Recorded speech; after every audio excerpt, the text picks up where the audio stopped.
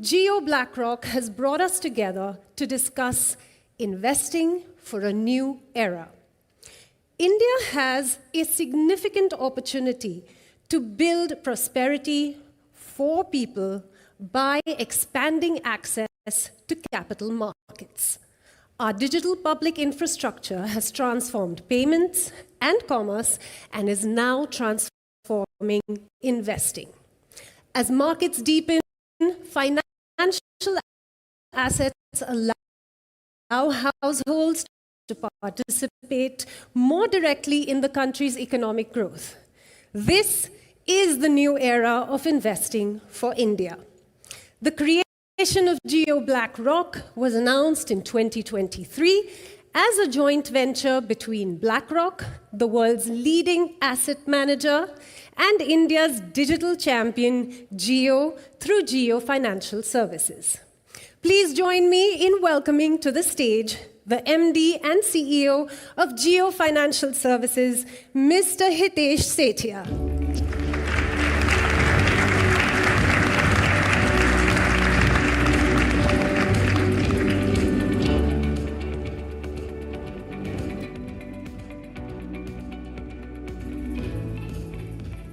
Good afternoon, everyone. Thank you for being here today.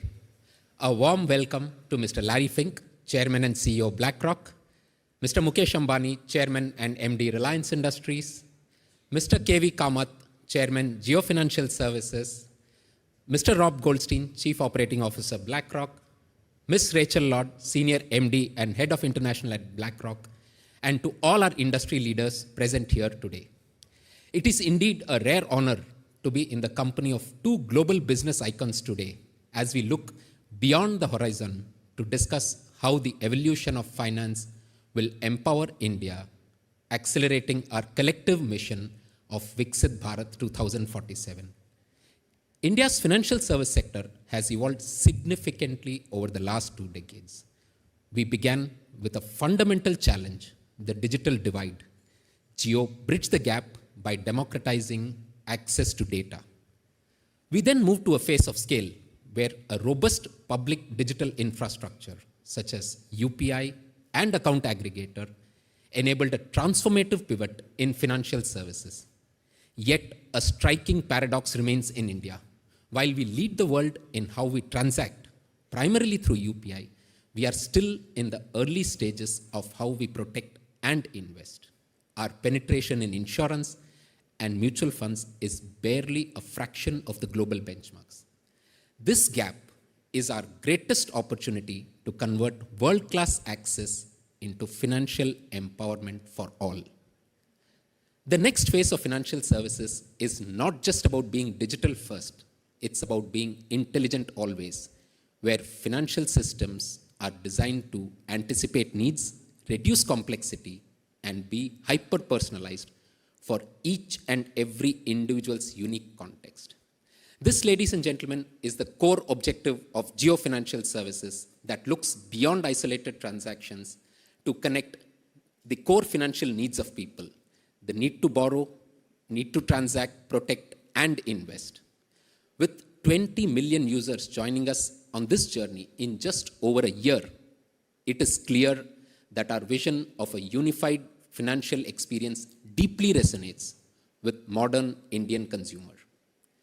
As India's economy expands and household income rise, investing is becoming increasingly central to how Indian households build long-term financial security. The mutual fund industry's assets under management have crossed approximately rupees 80 lakh crores, representing a 6-fold increase over 10 years. And this number is expected to more than double over the next 5 years. And yet, when viewed in a global context, India still remains early in this journey with a significant runway for growth. Meeting this shift requires a fundamentally different way of building investment institutions. It means a pivot towards outcome-led product and advisory offerings available on a unified, intelligent-first platform.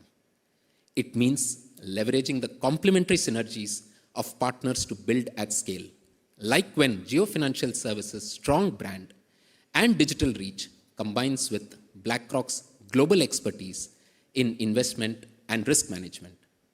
The ambition is not one that is globally benchmarked, deeply local, and tech-enabled.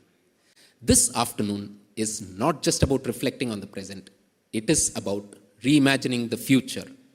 I am very confident that today's dialogue will set the blueprint for a financial ecosystem that will ably support the vision of Viksit Bharat. Thank you once again for being here. Have a great afternoon. Thank you.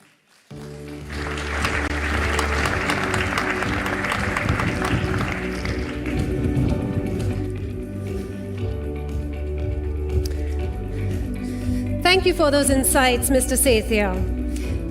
BlackRock is a disruptor, and it has already started to show that.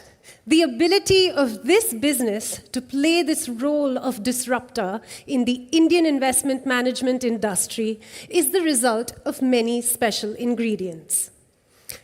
Basically, one of them is the role of technology as an enabler of access to the financial markets for more and more people around the globe and across India. Another is the extraordinary vision of the two pioneers behind BlackRock, whose vision, innovation, and entrepreneurial spirit have been the driving force behind this venture. To explore these two topics, we have a very special hour of conversation coming up. First, a discussion between Mr. K.V. Kamath, Chairman of Jio Financial Services, a professional with a long and storied career in financial services in India, and Mr. Rob Goldstein, Chief Operating Officer of BlackRock, who joined the firm aged just 20 and who is one of the key architects of BlackRock's fabled technology platform, Aladdin. Following that, we are going to be in technology platform, Aladdin. Following that, we are going to be in for a treat with what will surely be one of the most unique conversations to be hosted in India with Mr. Mukesh Ambani, Chairman of Reliance Industries, and Mr. Larry Fink, CEO of BlackRock. For our first session, please join me in welcoming on stage Mr. Kamath and Mr. Goldstein, and to interview them, the managing editor, CNBC TV 18, Shireen Ban.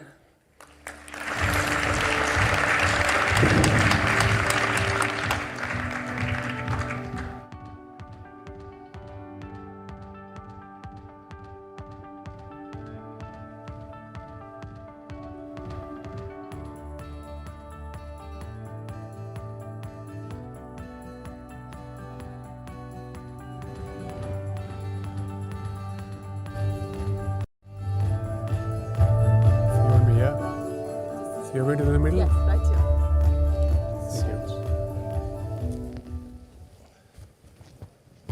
Good afternoon, ladies and gentlemen. What a pleasure it is to be here to talk to these two absolute stalwarts. And then we've got two more stalwarts coming up afternoon, Mr. Ambani and Mr. Fink. It's great to see you both here. Without further ado, let's dive straight into it. I think Hitesh, in his opening remarks, Mr. Kamath, gave us a very clear indication of where we currently find ourselves as far as the Indian financial sector is concerned, especially the opportunity for players like BlackRock. And I want to understand from you what you believe will be the levers, the triggers that will lead to this transformation of the current assets under management for the mutual fund industry to double over the next 5 years. Thank you, Shireen, and good afternoon. We ride on the India story. The India story, we now talk of a 10% growth. I believe that 10% growth is sustainable.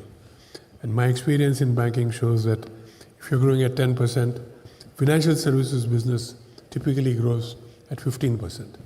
So we should simply compound at 15% and you'll have a doubling of the assets. But that's only part of the story. I think there is also going to be reallocation of money from savings to investment. So you can put a number, I don't want to speculate.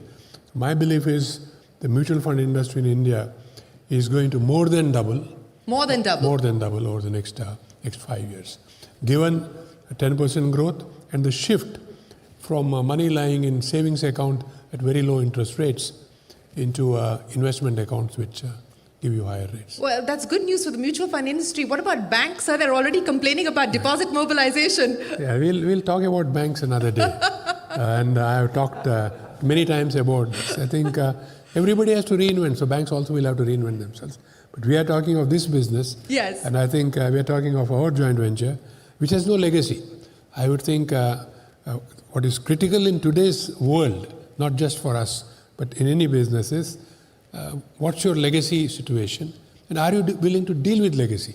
I think we are privileged because we have no legacy at all. So we are at the right time at this moment, and we will have to keep being at the right time as we grow. You know, Rob, let me pick up on the phrase that Mr. Kamath used, we're at the right time. Are you also at the right place? Of course, the experience with India goes back over 15 years now. Why the belief to want to double down on India at this time? Well, first, it's an honor to be here, and it's so exciting to have the opportunity to be here today, having launched the asset manager and having launched the wealth management company. If you take a step back, when we announced what we were doing here together as Geo BlackRock, the aggregate mutual fund industry was roughly $650 billion.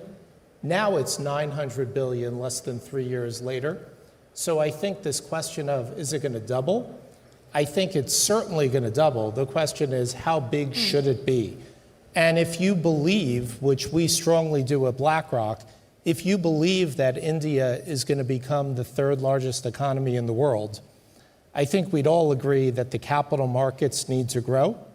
I think we'd all agree that the mutual fund industry needs to be a lot bigger than under $1 trillion, which it is today. So when we look at the opportunity set, we think in many regards it's just beginning. Mm-hmm. As we think about where India is today in terms of its capital markets, as we think about where India is today in terms of financial services, and importantly, where it is with regard to wealth and asset management, in many regards, it's like what the United States or like the United Kingdom was if you go back 20, 30 years ago. People are buying mutual funds, and they're buying good mutual funds.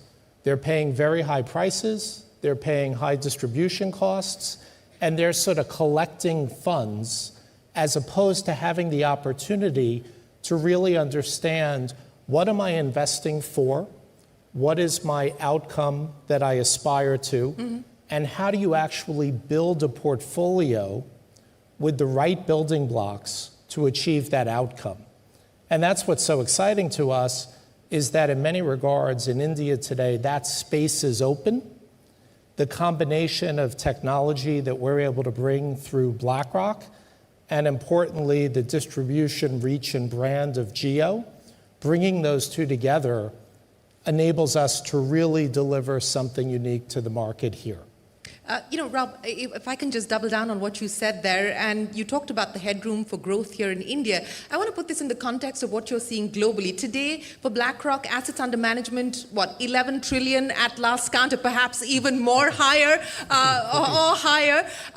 So if we are where the US and UK were 20 years ago, what do you think is imperative in terms of the way that products are designed, in terms of the way that you distribute these products to customers, and the use of technology? And how can we leverage technology to accelerate growth? Well, a lot of the use of technology in India for so much of the consumer experience is highly, highly, highly personalized.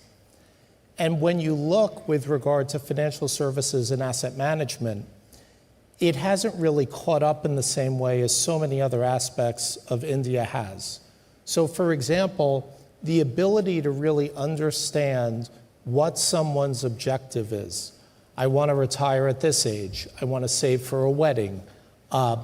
Understanding that and backing into the right portfolio, automatically rebalancing that portfolio. And I think very different than many other aspects of someone's life, the real miracle of investing is that compounding of return. So if you could save 10 basis points, 0.1% year after year after year after year with regard to expenses. And if you could generate 0.5%, 1%, 2%, 3% of extra return as you aspire to that outcome, the effect could be profound. So the opportunity here in terms of bringing these methods that are really at this point quite common in other parts of the world, bringing them to India and the scale that India provides, it's so exciting to us. You know, if you look at BlackRock, we launched roughly 7 months ago, and we have 1 million customers. There are very few places in the world where that would even be a thing, that would even be an aspiration. So the ability to take what we've built at BlackRock for so many decades and implement it locally at the scale, at the consumer level, there are very few places in the world where you could really do that like you can in India. So 1 million customers in India, what's the aspiration in the next few years? It depends on if you ask the two of us or if you ask Larry and Mukesh. Let me start with you. Let me start with you. I don't see any reason why. Well, first, I think many more people in India need to enter the capital markets. I think many more people in India need to take advantage of that miracle of the compounding of returns. And there's no reason why, as we look forward 1 year, 3 years, 5 years, there can't be many millions of Indians benefiting from the capabilities of BlackRock. Mr. Kamath, you said that we need to move beyond legacy, and in many ways we need to start afresh. Let me ask you that in the context of the use of technology, but also designing products that are going to be relevant for the Indian market. Also the regulatory recalibration perhaps that is required to ensure that we go from the 800 billion that we currently are at and grow, twice as much. Yeah, I think break it into 2 parts or 3 parts. One is product capability. I think our partners bring that in abundance. I think they are the leaders in the world, and they have the ability to model and design products as appropriate to any geography. So I think they have now understood this market along with the new vehicle that we have, and now I think we can bring the knowledge that they have gained elsewhere to this market. So I have no doubt about that. And here it's very interesting. So you have a phase where you need to understand whether the company, our customer is willing to use technology. We had that experience aplenty in the bank. The customer was willing to use technology. Every bank said the customer is not willing to take technology. And that's what we saw happen from 2000 onwards today. I think the same thing needs to be done in the mutual fund industry. There's a particular way we expected the customer to deal with us through an agent network, for example. Question today that could be asked is the customer willing to deal with us directly or in a hybrid way, but more directly? Can we have large part of the business direct? And that's the model that has been launched. And in a way, the first few months were a test of this, I would say, approach. And it is clearly proven to be right. For example, we have not talked about it, but of the 1 million or so customers that Rob talked about, there are 100% have come online. About 25% are new to mutual fund who have come online. So when I told my colleagues that I can't believe this number, because if I put myself in new to mutual funds, I have not been into mutual funds, and I'm going to come online and get on and buy a mutual fund, I would have said, I will hesitate. But the young Indian is not hesitating. That's Gen Z for you, sir. Exactly. So we need to learn one minute. It's not. I've got an anecdote to this, which is even more interesting. So clearly that is proven that you are getting people online who are new to this. We need to scale this up now. And imagine 10x or 50x in terms of what we have done. If it is 1 million, what is that X number? They will determine quick order. Other thing is then we tested this hypothesis of Gen Z or Gen Alpha or earlier. So I mentioned this to some people I knew who were on our common boards and so on. And I just mentioned, and I had a message from one of these people, very well regarded, everybody knows him, so I won't name him. He says, I got on this, and he didn't tell me I was getting on. In 1 minute, I had my account going. in 1 minute. And Hitesh told me a story yesterday that somebody else that he mentioned too, in 1.5 minutes I had my account going. So clearly, I think you provide appropriate technology. India has come of age to say that I am willing to experiment with that technology irrespective of my age. And I think that we learned during COVID, because everybody had to become literate in a way to use a machine and transact financially. So that, I think, is an advantage that we have. And it works to any, I think, service provider, financial services provider, which is digital first and has low legacy. Well, you're giving quick commerce a whole new meaning now, Mr. Kamath. Account openings in a minute and a half. But Rob, coming back But to... wait a minute. Your payment bank, we open an account in 3 minutes. So please try it out. You should try it later. Open an account. I most certainly will. But Rob, coming back to the use of technology and AI specifically, and we were all in Davos, and if I were to do a word cloud, if it wasn't President Trump, it was artificial intelligence and AI. The use of AI specifically, you and your team are behind Aladdin, and that clearly symbolizes the magic of artificial intelligence. But what happens to human stock pickers? I mean, are they going to be relevant any longer? Absolutely. And I think what's important about investing is that part of it is art and part of it is science. And I think if you look at the different methodologies that we have within BlackRock, we have quantitative capabilities, and a lot of those quantitative capabilities we were able to transport to India in terms of how we actually leverage AI to create alpha signals. But at the same time, you have human intuition. And importantly, going back to this concept of stock pickers, if you think about what the traditional process has been, you have a group of people who lock themselves in a room and they read stuff. And no matter how much of a speed reader you are, there's only so much stuff you could read in a given amount of time. And now you have these capabilities that really enable the human to have access to someone who could read everything produced in the world, who could summarize everything produced in the world, who could figure out trends, themes, and actually use it to inform the human intuition, use it to inform the human stock picking. So I think there's room, at least for the next decade, there's room certainly for both. And it's really the human to the power of AI, more so than we have robots sort of choosing stocks for the rest of time. So we still have a decade. At least. I'll reassess in a decade. You'll reassess that. But we've got about 30 seconds left. Mr. Kamath, I'm going to start by asking you, you're a perennial India bull. What makes you most specifically bullish on the India story in light of the fact that we have just presented a budget which has laid out the roadmap for a more medium to long-term bet on the knowledge economy, on artificial intelligence, on electronic manufacturing? What makes India most compelling today? Very simple, Shireen. I look for patterns in everything that happens. You look for examples and patterns. So you look at transformation stories in a country context. Japan, 20 years, went from nothing to very powerful. We're talking about 70, 90. China, late 90s to 2015, similar story. Our story has started only 4 or 5 years back. And if you look around us, we know how much is to be done. So that gives you the path, as it were, or the runway, as it were. And that to me is at least 15 to 20 years minimum.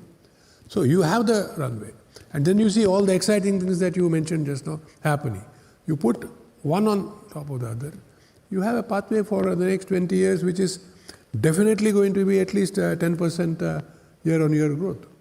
And within that, we stitch our story. Within that, we stitch our story. Rob Goldstein, the final word to you. What makes India the most compelling story for you? I've had the privilege of coming here since 2010. And when you have the opportunity to travel the world, and India is part of your rotation, you could see with your own eyes the opportunity. You see the opportunity, how it emerges with regard to human capital. You see the opportunity, how it emerges with regard to technology here. And even importantly, you see the opportunity with regard to infrastructure and something like the Coastal Road and how that's changed the whole city of Mumbai. So as we look at India, the opportunity set here is striking. There are a few places where you'll get off a plane anywhere in the world that will have the growth rate, that will have the knowledge base, that will have the STEM graduates, and importantly, you will have as many people on an absolute basis, just the sheer numbers of people who are entering the middle class, who are entering that mass affluent and affluent segment, it's unparalleled anywhere in the world. An unparalleled story. Rob Goldstein, KV Kamath, thank you so much for setting the stage for where India stands, but more importantly for the headroom for growth for India's financial services sector and for the mutual fund industry in specific. And thank you very much for articulating for us what Jio BlackRock's plans are for India. Appreciate your time. Ladies and gentlemen, a big round of applause for KV Kamath and Rob Goldstein. Thank you very much. Thank you.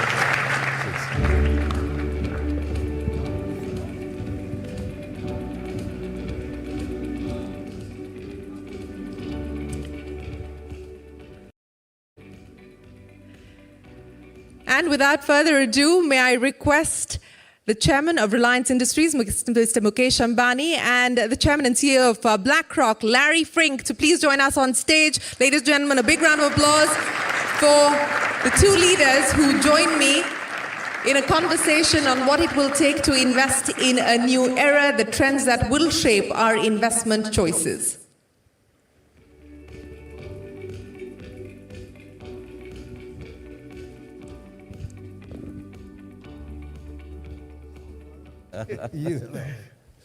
Hey, Shireen, how are you?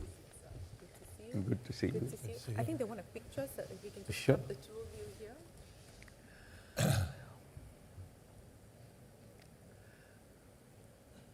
Thank you. Mr. Ambani, Larry Fink, thank you very much, and welcome to a warm, sultry Mumbai from a very cold Davos, Larry Fink, where you were in the throes of conversation with world leaders about the world order or the world disorder. So let's get started with that. We're talking about investing in a new era. What are the changes that you foresee that will shape the investment choices, the investment decisions of leaders like you as we look at this new era? Well, first of all, it's great to be here in Mumbai. It's great to spend time with my partner, Mukesh, and the entire Reliance NGO team. So it's a real honor to be here. The weather is nicer here than it is in Davos, and much nicer than New York, where I had our board meeting last week. So it's good to be here. You know, we talk about a new era to give people a foundational understanding where we are. As an investor, I don't look at any era. I mean, our job is to be having people focus on the real opportunities to invest over a lifetime. There's so much information that confuses people. Media talks about the moment, the velocity of money. And the reality is, for most people, they need to be in a position to grow with each and everyone's country. So when you think about the growth of India, it's not a quarter, it's not a day or a week, it's not a year, it's over a long horizon. And you could say maybe this is the era for India and over the next 20, 25 years. But if you use that as a foundational paradigm that we all want to think about, the era of India, forget about the era of investing for a second, but the era of India, the key for us, the key for Jio BlackRock is to compel more people to understand what does that mean, the era of India, and how do you participate in it? What we've learned in the United States, for that segment of the population that had invested with the growth of America, they're far better off than those who just kept all their money in a bank account. Mm-hmm. And so the key is, if you believe in the era of India, forget about the era of India, investment, the era of India, which I believe in, we need to get more people investing alongside the growth of the country. And that's the role of the capital markets. That's the role of what we can be doing together. And to me, whether it's, you want to focus on AI, you want to focus on how we live, how we grow, how we educate ourselves, to me, those are subsets of the era of India and the opportunity to be an investor alongside the growth of India. And to me, that's a compelling story. It's not about, about tariffs or President Trump or anything else that's top of mind. We need to be compelling people to think about the horizon of investing over a long period of time, to grow with the great companies of India, to be a part of that and to participate in that. And I'm absolutely convinced, if you believe in that, in the era of India, we need to compel hundreds of millions of Indians to invest alongside the growth of India. And that will actually transform India in so many ways, because as more and more families invest alongside the growth of India, India has less needs for the importation of capital. And I do believe the combination of importation of capital from foreign investors who believe in the era of India, but the fundamental foundation of any country is having the domestic economy being built on the back of retirement savings, on the back of excess savings, to invest alongside of that. Well, thank you very much for those opening remarks. And, the era of India, says Larry Fink, that is certainly going to be one of the headlines that goes out this evening. But if I could ask you to explain to us what excites you the most about India. You referenced the tariffs, and, we've had a deal with the US overnight. President Trump and Prime Minister Modi have signed off on that reciprocal tariff agreement. So the overhang has lifted at least on one aspect of that relationship. How crucial a development is that, and what excites you the most about India today? Well, let's be clear, over 20 years it had no bearing. Maybe over the next 6 months or a year it had some significant bearing, but over time, the foundational issues of India, how it's able to leapfrog. I mean, you watch what has, over the last, I would say, since the era of the smartphone. And I think that's a pivotal point. 2012 was, think about your life before the smartphone here in India. But the beginning of the smartphone, the rollout of 5G, and how that transformed India in so many ways. When you think about how the Modi administration digitized the rupee and how it transformed commerce in India across the board. I am very worried about other countries. Even the United States is falling behind. We need to be digitizing. We need to be thinking about how this all plays out. I think this is part of the democratization of India, and so now India is a leader in this. And so I could cite many things that give me optimism, but the fundamental opportunity is the huge intellectualism of India, the transform what technology, whether the technology was created in the US or somewhere else in the world, the dispersion of that technology in India is really what is so inspiring, and the utilization of the new technology for more and more people, and how that transforms commerce, consumption, information, education, all of that is ripe for real solid growth. And I agree that India has, over the next 10 plus years, it's going to grow anywhere from 8 to 12%, probably hovering around 8 to 10. And that's a place where I want to personally invest in, and what we need to do is compelling more Indians to invest alongside that growth. Well, we certainly hope that more Indians are going to be investing in that story as well. And speaking of one such Indian, Mr. Ambani, let me talk to you about Larry Fink's phrase of saying that this is the era of India. Now, you've seen India over the last 2 decades transform itself in many, many ways, especially as far as the digitization era is concerned. Specifically, what excites you? What is compelling about the India story today? How have you seen it being transformed? Well, Shireen, before I answer that, let me warmly welcome Larry, and I'm grateful to Larry to again come back to India. It was a conversation that we had in 23, and it just took me 5 minutes to saying, Larry, BlackRock should be back in India.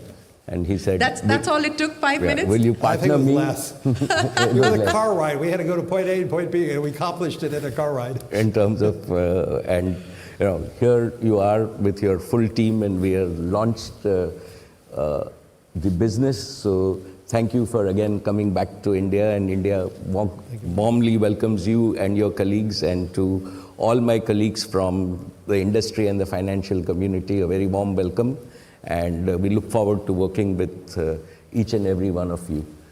As Shireen said, I think that, Larry, there is a old Indian saying that a tree only attracts attention if it bears fruit. And today, in this new era, as you described it, India and the tree of the Indian economy is bearing fruit with great visibility, with sustainability and abundance. As everybody said, right, we are confident, like we are the largest growing fast economic growth in the world. 8 to 10% is possible and doable, and I think that sustained double digit is not ruled out. So that gives us and that is why we are, after a long time, attracting all this attention. And this has happened primarily because I think that the last 10, 15 years, right, we had two successive periods. We had 10 years of Manmohan Singh, where we focused on growth. And then we were very lucky to have now consistently 15 years of very stable leadership. So stable economic leadership defines a country. And I think that we have to be thankful to Prime Minister Modi for giving us this stability now for by 2029, it'll be 15 years. Yeah. I also think that we've got what is different about this is we've got a very clear goal. A goal in terms of saying we have to be developed, Viksit Bharat by 2047, which every Indian aspires to and has started believing in. Second, we've executed at scale, right? While as Indians, we like to criticize ourselves, and we are not, and it's a good thing in a democratic mindset, but if you see, we've built more roads in the last 15 years than any other, like multiple times than any other country, including the United States at its peak.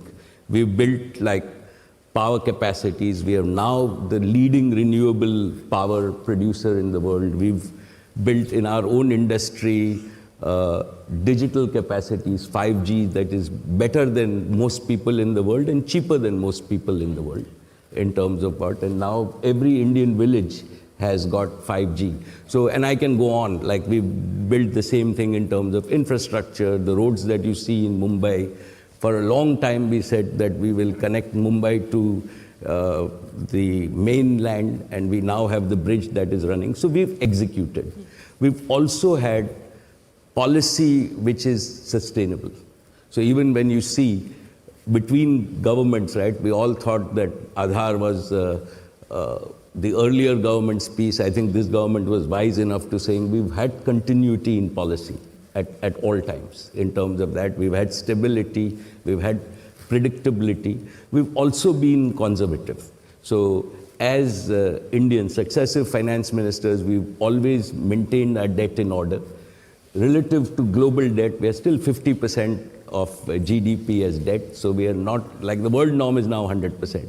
So we've had, and I think that we've also in the private sector, and what excites me the most is the startup industry.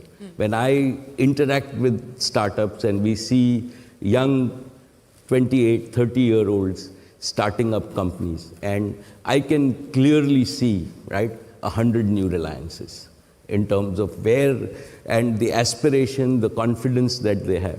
And finally, it is the confidence that you see. Fortunately, we now operate across the length and breadth of India. So it's not only the confidence in forums like this, but when you see the confidence in young people going to school and colleges, wanting, and in parents today believing that their tomorrow is better than today.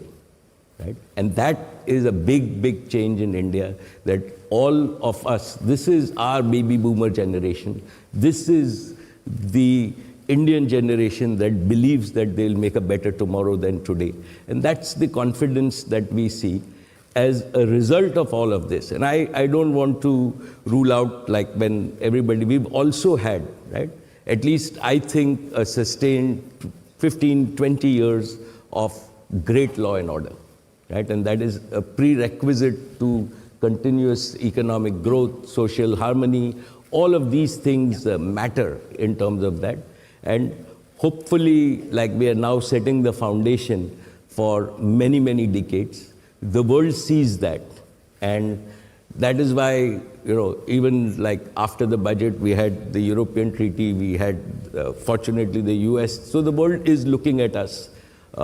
We have and we at Reliance get at least every month 3 or 4 global majors. We cannot say yes to everybody for partnerships in terms of saying we want to come to India and can we work together. So the world is taking notice of India. It's a tree laden with abundant fruit.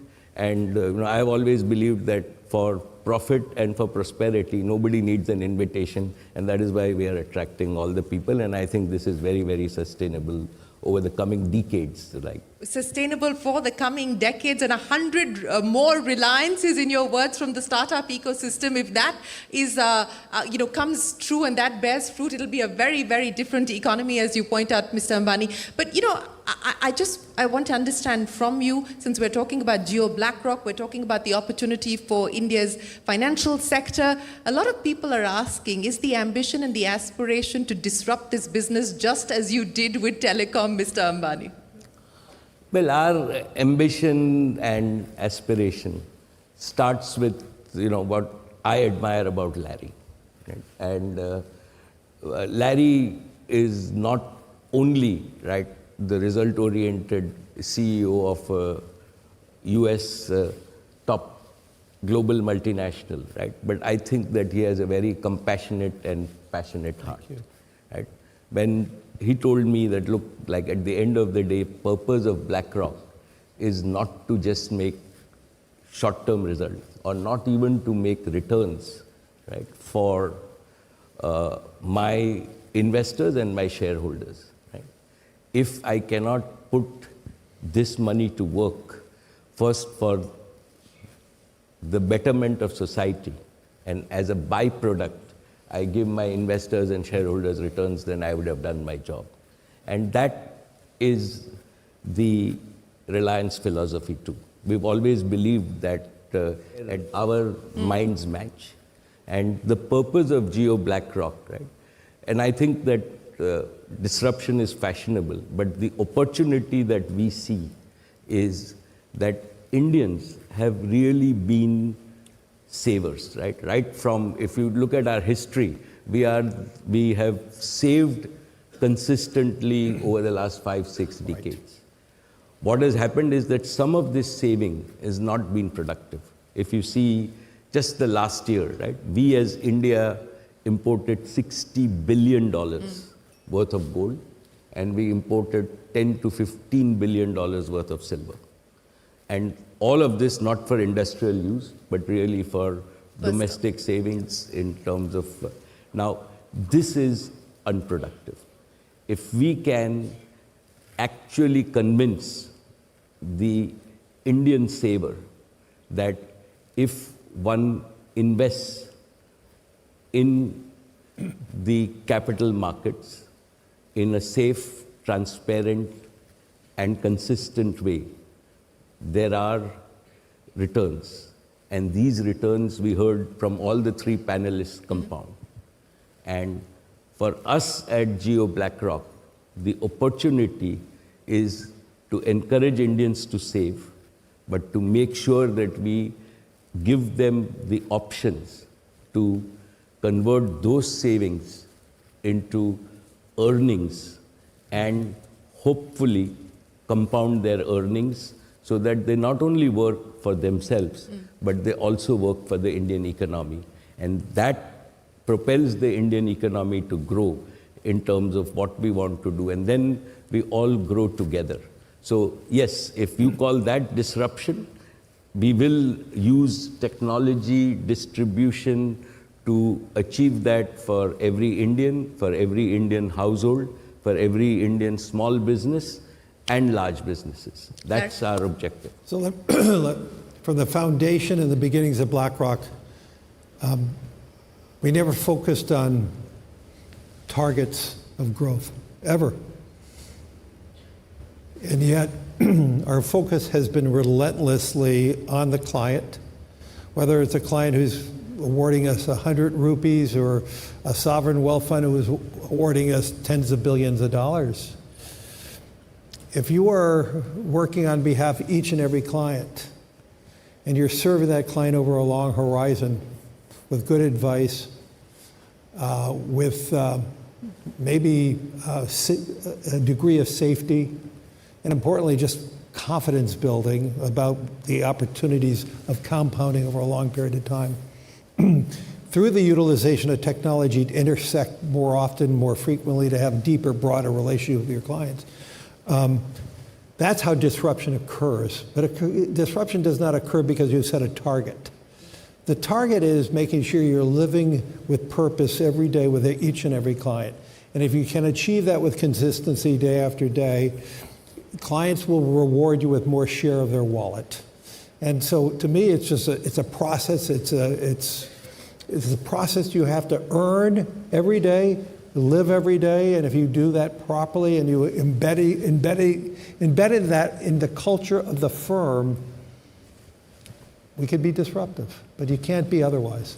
Yes, we can't be otherwise. You need to have the alignment of values, and then, of course, everything else builds on top of that. But Mr. Ambani, let me come back to you on the investing in India's growth opportunity and this new era that we're speaking about, and the role of making strategic choices today, which will require patient capital. And I want to understand from your perspective what it will take actually to build patiently with patient capital over the next 2 decades. Well, I think that the Indian opportunity, as we stand at about $4.5 trillion of GDP in a $110 trillion world. Right?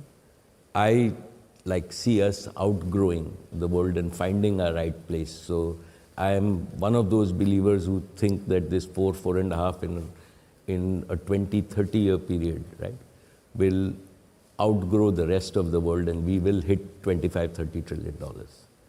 It's going to be 30 years from now, but as we do that, the India opportunity is a 10, 20, 30-year opportunity. And when you think about solving India's energy problems, I am a believer that in the next decade, India will not import 80% of its energy. We have a path, and God willing, with technological breakthroughs, we will be reasonably self-sufficient in energy. Investments in such energy sectors which make us self-sufficient are 20, 30-year time horizons. Investments in physical infrastructure that we still need. We have the opportunity to build with today's technology the physical infrastructure for 1.4 billion people. We've done a lot, but there's a lot more to do. These are also 20, 30-year opportunities. Technological infrastructure. We are not going to be behind the world in terms of building country-scale intelligence infrastructure so that every village has intelligence available to them. And this also is a 20, 30-year opportunity. Each one of this is hundreds of billions of dollars of investment. And within that, while the benefits are there, right, they are long-term, sustainable, compoundable opportunities, and that requires sustainable capital, which comes both from within and outside. And to my mind, India is attracting, we ourselves, our own experience in most of our industries is that it is not capital which is a problem. It is opportunities and execution, right?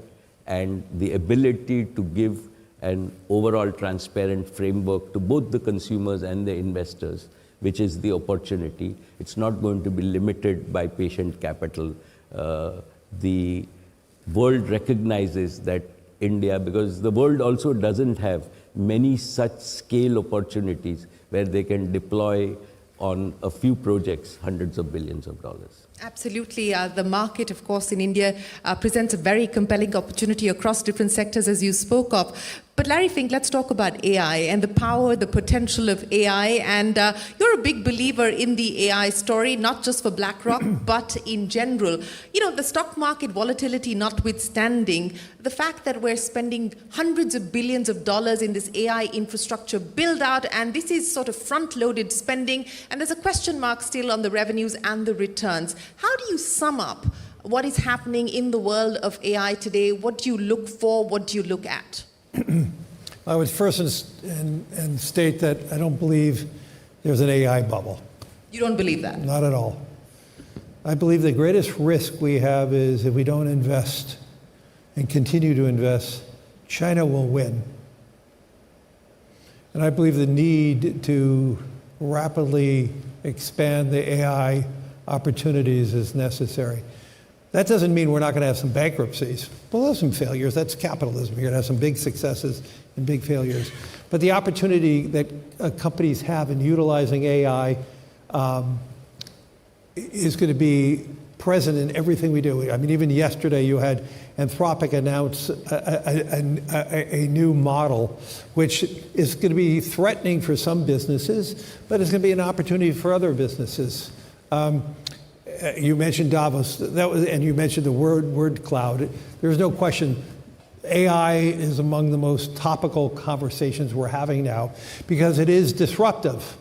It's going to be disruptive for some industries, but it's going to also be very advancing. I mean, the future of AI in terms of drug discovery, in terms of humanity, is real.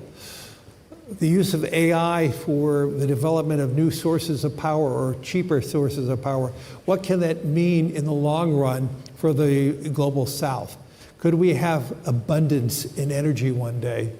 Now that's still pretty far-fetched at this moment, but the opportunities of the acceleration of science is there. Rob Goldstein talked about, having the ability to use AI to learn everything about one subject in minutes now. And so AI is going to allow more discovery, more opportunities, and with that technology, like so many other technologies, it's going to be disruptive for some businesses and some economies. And the key for AI to be really successful in every society, we need to make sure that AI broadens economic success and it doesn't narrow economic success. We talked about that a lot in Davos the last 2 weeks, and that's going to be the real issue. Can AI be not only disruptive, but can it be expanding and broadening economic success throughout all economies? And that's going to be the big question about, how do we play that out? In the early part of AI, you're going to see countries that are huge winners and some countries that are going to be left behind. And so you have all this dynamism around how AI is going to be playing out. That is in the short run. In the long run, I think it's going to be more democratizing, but in the first few parts of AI, it's going to be more limiting. And so we look at AI as a huge opportunity. For us in navigating the $14 trillion that we manage on behalf of our clients, we have to use advanced technologies to process the business that we are already doing. And the same thing for all the other major companies. Through AI, you have better understanding of your clients, better understanding of your inventory controls. You have so many advantages by the application of AI and technology. And that is, in the long run, to be very powerful. In so many of the developed economies, we have excessive deficits. It's a conversation that was not talked about in Davos about the excessive deficits, which is a substantial problem for many of the developed economies, including the United States. Can AI increase productivity? And if so, can we increase GDP with a diminishing population? That's going to be the question that Korea is going to be asking, and Japan's going to be asking, and Italy. Can you have a growing economy? Can you have a broadening of economic success with fewer people, with the utilization of AI and robotics? I believe the answer is going to be profoundly yes. But it also means countries that have very rapid growing populations, that's going to be a bigger question. And I think India is at the nexus of it, large base population, but the one thing that I've noticed, India is more accepting of technologies than many of the developed countries. India is more accepting of related to change than most developed economies. And so because of the large scale population, AI is going to create jobs and disrupt jobs, but for those economies that are willing to accept change and rapidly deploy that change in a positive way, and I think about India, the way it rapidly transformed its economy with the digitization of the rupee. I mean, to me, that was a wonder to watch. And so to me, AI is going to be a powerful growth engine in the world, but we need to make sure it's a growth engine for more.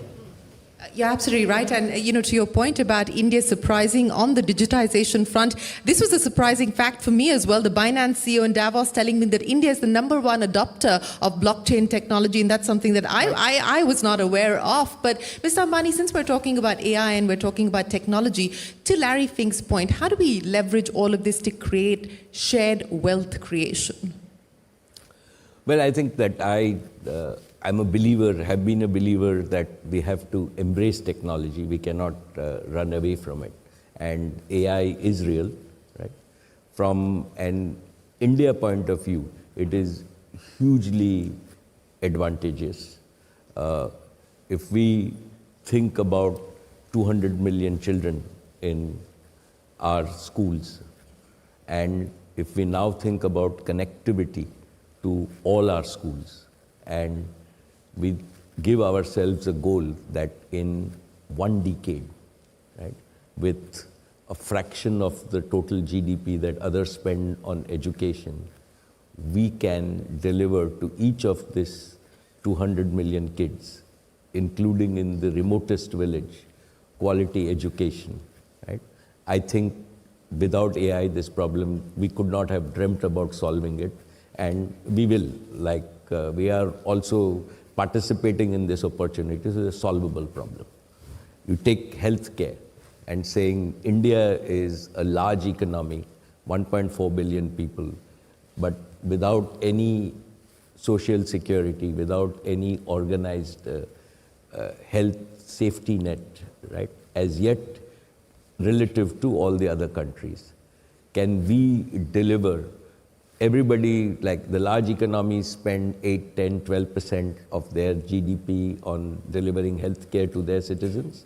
Large amount of it is wasted in terms of what, and everybody recognizes this. Can we in India take care of all our 1.4 billion people with a digital physical health system at a fraction of global costs? Answer is cannot do it without AI. Security, right? Again, critical for our safety for all our 1.4 billion people. If you use AI, right, and complement it with your law enforcement policies, possible to do. Simple taxation, right? We can now have the ability to have for each citizen, each company, the transactional transparency. So your tax paying becomes as simple as when you stay in a hotel and you have an electronic system, you can see all your transactions both ways and there are no disputes. And it becomes a much predictable, enforceable society. Can it? So that's AI. And we shouldn't get scared of AI. It's exactly like when the Industrial Revolution came, right? Humanity moved forward. Productivity moved forward. We moved from 0.3% growth for many, many decades or many centuries to 3% growth overall, right? And at that time, if you go back 200 years and if you ask people that can people travel 2,000 kilometers a day, right? We would say not possible. Today, all of us, not two, with flying, we can travel 30,000 kilometers a day. And I think we're just at the beginning of that age. We must embrace it. India has the opportunity, and what we see, as you said, is we see that young Indians, as Kamath Saab said, old Indians, right? India just adapts to technology faster than everybody. We've seen it firsthand over the last 5 years in terms of what we want, and we should use that at our competitive advantage. Embrace this, get the productivity advantage, get the earnings advantage, build a better society in terms of, and use tomorrow's technology before anybody else, so that we catch up from our $4,000 or few $1,000s per capita to double-digit per capita, and then get to, the US is still at $40,000, $50,000 a capita, so we've got a long way to go.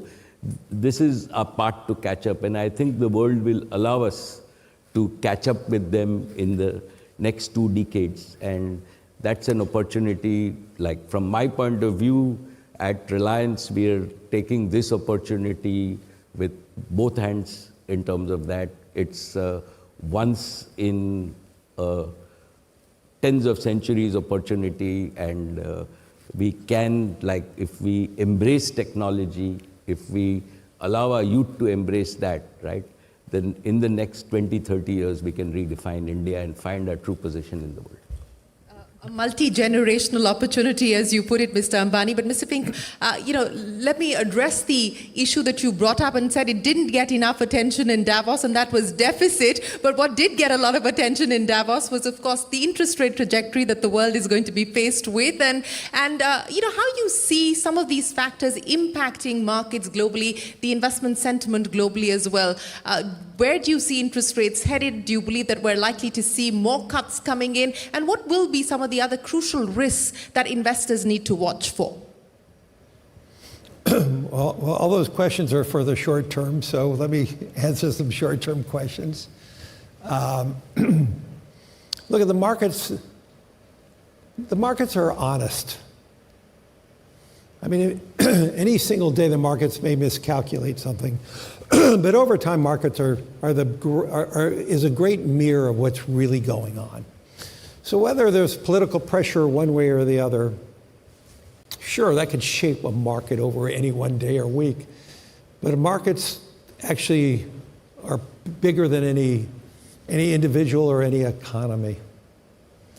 And so if the Federal Reserve eases too early, and we see inflation, we see measures that prove it wrong, you're going to have a steepening of the yield curve. So all those issues to me are not that important, to be honest. I know they're important for day traders. They're important for media because they can talk about all the churn and all that. But it really doesn't matter that much, and I don't really spend that much time focusing on those type of issues. Now, over a course of any one quarter, any 1 year, yeah, sure, they matter. But over time, the markets correct itself and rebalance itself. And that's pretty much the message that we have to constantly talk about. Because the message is not about the moment, and everybody gets so confused about the politics, the polarization of opinions, the politicization of everything. And yet, over time, that's the beauty of markets. The markets are an honest reflection of global economies over the long run. And if you believe in humanity, if you believe that we correct our problems over time, I actually believe the things you read in the newspaper, all the stuff we read that's frightening, I get actually excited because we're talking about those issues.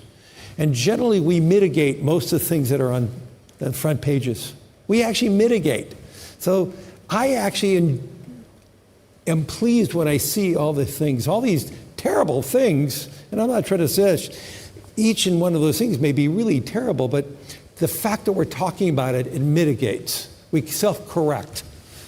Are the things that you don't read in the newspaper that you think are a problem, those are the things that bother me. Like the long-term issues of of deficits that we don't spend enough time talking about. How do we mitigate it?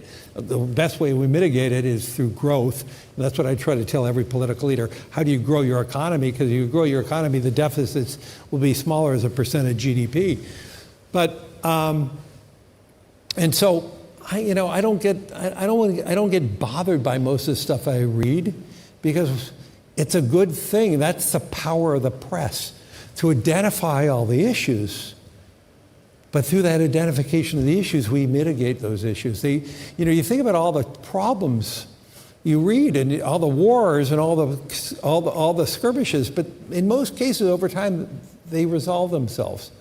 You think about how problematic everything is when we entered this year, and yet when you think about the beginning of 2025, everybody was so nervous about everything. Yet markets did great over 2025. We have some form of resolution in Gaza and Israel. There are so many other areas in the world where we actually have diminished risk. But if you ask the average person who reads the paper, they would think things are actually worse than they are. And to me, obviously, negative news sells far better than positive stories. And so what I'm trying to say, and my message to everybody is, yes, please be a global reader of what's going on, but don't get so alarmed by it, because we're going to mitigate most of those problems, because that's what we do as human beings. And that is the whole message about long-term optimism. Long-term optimists generally win. Elon Musk said in Davos, it's better to be an optimist and being wrong than being a pessimist who's right. And I think about just Elon himself for a second. I've never met a person who is as smart as he is, but with the imagination that he has and the guts to do what he's done. And I think in building that out, and I would just liken that to Mukesh Ambani, the ambition, the imagination. And those are the key things in growth and opportunity. And to me, this is what we all want to be a part of. We want to invest with the people who have ambition, who have the guts to do things that break the mold, that changes society, but they change society because of imagination and guts. And to me, that's the beauty of being a long-term investor. Absolutely. So being an optimist and getting it wrong versus a pessimist and getting it right, in Elon Musk's words, is more important, and you agree with him. But Mr. Ambani, you were talking about the startup ecosystem, and I want to understand from you, both of you spoke about changing the mindset from savings to investing, and both of you are focused on generating growth. What is the message to the young Indian saver today? What would both of you tell the young Indian saver? And let me start by asking you, Mr. Ambani. Well, Shireen, I think that to my mind, the India opportunity, right, is genuinely a new era. It's now, we can see it visibly over the next 2 or 3 decades in terms of, and all of us agree that growth, and we take growth for granted, but let me tell you, all over the world, people would die for 10% year-on-year growth, right? And we are growing on a large base, and we will sustain that. So for any young Indian, right, this growth is going to be converted to growth into his or her income, right? And so you would have income growth. We've got to continue our savings mindset. We still want to be conservative. We don't want to inherit too many deficit problems. We are still okay. So as long as we save, and if we make that mental mindset in terms of saying we will go and invest our savings to grow with India back into productive uses, to have these productive uses, Jio, BlackRock, and the whole financial community. Today, to my mind, while we all talked about 1 minute, I still think that from my perception, right, access to investments and productive compoundable investments is complex, it's not affordable, and it's not available to all. And that is what every young Indian should demand for. And it's our job in industry to do exactly what we did with Jio, that it should be available to all. And then people will benefit from the power of compounding. I think that we talked about compounding, but money in a bank account lying in simple interest is not compounding. Right? Money in stock market is compounding, and India has an efficient market. We have now regulated it well, and if we can channelize this money to grow for every Indian along with them, right? That is the opportunity that we have, where hundreds of millions of Indians, right, become owners of wealth and don't only observe wealth creation. And I think that India is well equipped. The institutional mechanism as well as the corporate mechanism is aligned with that very fact that we are here utilizing all the technologies to enable this for Indians is there. And within this framework, right, there are still many, many unsolved problems. And even after 3 decades, there will be many unsolved problems. So the opportunity for startups, think in a big macro piece, right? It's a $110 trillion world, 4.5 trillion India, right? The $110 trillion world with AI productivity will go up to a $300 trillion world in 3 decades, right? India has the opportunity to take its share. So there is like 35 trillion. We have 30 trillion of new value, right? That has to be created, and that means there is 30 trillion of new market value. And that is what people will participate in the next 3 decades, and that's why even 100 Reliances might not be enough. But that's the opportunity for a young Indian starting today. Larry Fink, your message to young Indians in the context of what you've seen happen in the other countries that you operate in? Mostly believe in your own country. Believe in the opportunity growth. I mean, think about it. If India can grow 10% a year, then let's assume the stock market only grows at 10% a year. It grows at a multiple of the growth of a GDP. But let's just assume it only, that means you're doubling your pool of money every 6.5 years. Okay, that's a pretty good outcome. That's much better than keeping your money in a bank account. And to me, that's the foundational issue. Grow with your country, and if you believe that there's leverage in the system, which there is, if the economy grows at 10%, the equity markets are going to grow, 5-6 points above that over time. And so, to me, that's the foundational to build financial security, dignity when you're in retirement. And to me, that is a whole foundational issue for a successful economy. You spend a lot of your time fishing, Larry, I believe. I believe this deal got done in a car, and it was less than... We weren't fishing, no. No, you were not fishing, but what was the bait? Friendship. Friendship.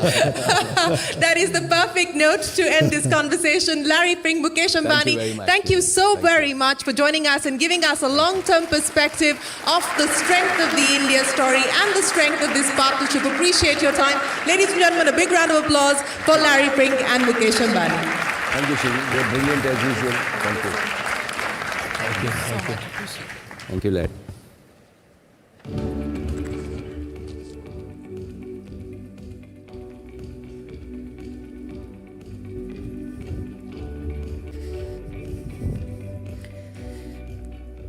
Once again, a big thank you to Mr. Mukesh Ambani, Mr. Larry Fink, and Shireen Ban. Up next, to tell us about the Jio BlackRock advantage, please give a warm welcome to Mark Pilgrim, Managing Director and CEO, Jio BlackRock Investment Advisors, and Sid Swaminathan, Managing Director and CEO, Jio BlackRock Asset Management. Warm round of applause, please. Thank you.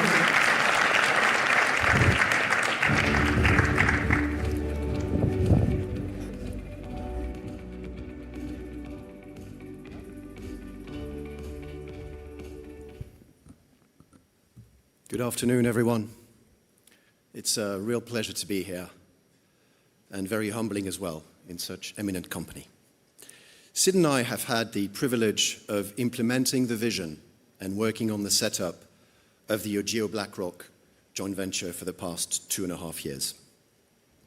Before anything else, I want to express our gratitude and thank all of you in this room, our partners, counterparts across organizations, and everyone who has worked with us. We could not have built this joint venture without your support, collaboration, and a shared belief in that mission. And a special thank you to the Ogio BlackRock team, whose hard work and commitment have brought this business to life. In the last decade, global wealth management has shifted meaningfully. Regulatory reforms and rising investor awareness have increased transparency and accelerated the move towards fee-based advisory. Technology has transformed risk management, asset allocation modeling, and the ability to monitor portfolios in real time. And digital engagement now enables personalized interactions at an incredible scale, improving outcomes, discipline, and trust across market cycles. I've certainly learned an extraordinary amount since my first trip to India back in 2023, especially about the deep intentionality with which Indian families plan for their futures. The long-term mindset is striking. Households save with a level of discipline, resilience, and foresight that reflects both cultural strength and a profound commitment to financial security across generations. India has one of the most advanced digital public infrastructures globally, but investing still feels harder than it should. The India stack has driven financial inclusion at extraordinary scale, but wealth inclusion has not kept pace, and investors too often lack guidance aligned with their risk appetite and product understanding. As a result of this, most people have a binary choice: manage everything alone or rely on episodic sales-led advice. So Ogio and BlackRock came together to bridge this gap, combining digital reach and investment rigor to offer high-quality investment solutions at scale. The asset management company, led by Sid, was launched back in July, and I just hosted yesterday a press event for the launch of the wealth management company. Our wealth management company brings a wealth layer on top of the India stack to deliver personalized, fiduciary advice that is accessible and affordable. Personalization means advice very specific to the investor, taking into account where they are in their life, their risk appetite, and adapting as they and the markets evolve. Aladdin is powering our product offering, from the original risk appetite assessment to the wealth checkup. It is all a common thread guiding investors through their investment journeys and helping them to stay aligned with their plan through markets and over time. The product becomes invisible. Decisions become intuitive and connected to real life. Our mission is simple: to help more people invest with confidence, consistency, and clarity. And that is why it is genuinely exciting to be standing on this stage and at the edge of something truly transformative. We are reinventing the wealth advisory space in India, starting today. While our wealth manager begins reinventing advisory in India starting today, the asset manager has already started redefining how investment solutions are built and delivered in India. We're doing this by combining global investment expertise and innovation with the power of India's digital ecosystem. and we are evolving the asset management industry through a series of micro disruptions powered by technology, risk management, and access. In a short 7 months since the launch of our AMC, we serve over 1 million retail investors and manage nearly 17,000 crores of assets across 12 mutual funds. For 18% of these investors, the very first mutual fund that they've ever invested in is a Jio BlackRock fund. Clear evidence that we're not merely participating in the industry, but we're expanding it. And over 40% of our retail AUM comes from beyond the top 30 cities, well above the industry average of 28%, showing how technology and a trusted brand are widening access across the country. A core pillar of our offering is BlackRock's systematic active equity platform, or SAE, that blends human insight with AI-powered analytics. It evaluates thousands of traditional and alternative signals to construct portfolios, to design and adapt to changing markets while balancing risk awareness and alpha generation. This capability has been refined for over 4 decades at BlackRock and is now accessible to every Indian. We have also brought Aladdin, BlackRock's proprietary institutional-grade risk and investment management platform, to India. Aladdin enables us to constantly innovate and operate in a cost-efficient manner. We're able to pass on this advantage to our clients by pricing our offerings competitively. What's super exciting for me is that we're just getting started. We're building on this strong foundation. Our 13th NFO, the Sector Rotation Fund, again powered by SAE, is underway. It follows the strong momentum of our FlexiCap fund, which has over 700,000 investors. And we have a robust pipeline of mutual funds to bring to the market. We've recently introduced Jio BlackRock Profolios, which provide curated asset allocation baskets to our investors, in line with our goal to make investing simpler. In the coming months, we will be expanding our offering from low-cost building blocks like ETFs to more advanced risk management solutions such as specialized investment funds, and providing global access to our entity in GIFT City. All of these will be delivered through the same technology-led investment architecture. India's story today is one of rising participation. Our role is to keep widening that pathway to help every Indian invest with confidence and clarity. We're not just making products, we're not just building capabilities. We're building a next-generation investment platform, expanding access to high-quality investing, giving Indians more meaningful choice, and helping millions make their dreams possible.